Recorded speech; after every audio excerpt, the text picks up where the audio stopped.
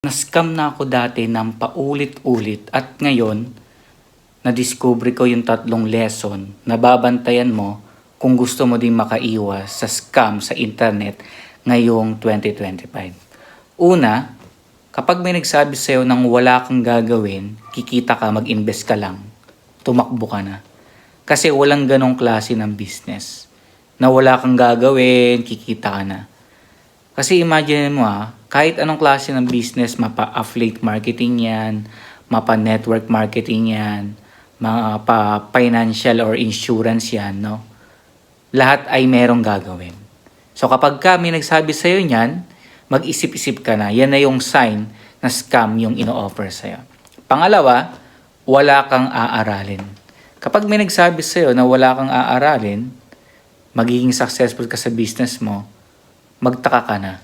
Kasi kailangan mong aralin kung ano ba yung business na pinasok mo. Yung pasikot-sikot ng business na yon. Kasi pag may taong mga nagtanong sa'yo, titignan nila kung talaga bang alam mo yung business na yan na ino-offer mo sa kanila. Kung nagbebenta ka ng mga physical products, digital products, dapat alam na alam mo yon. Dapat meron kang knowledge patungkol doon. So kapag may nagsabi sa'yo, wala kang aaralin dito, maging successful ka, huwag kang maniwala sa mga yan. Pangatlo, pinaka-importante, kapag may nagsabi sa'yo na 100% kikita ka dito at magiging successful ka. Okay? Pagka narinig mo yon, nako, mag-isip-isip ka na. Kasi walang ganon. Lahat ng klase ng business, merong risk. Okay?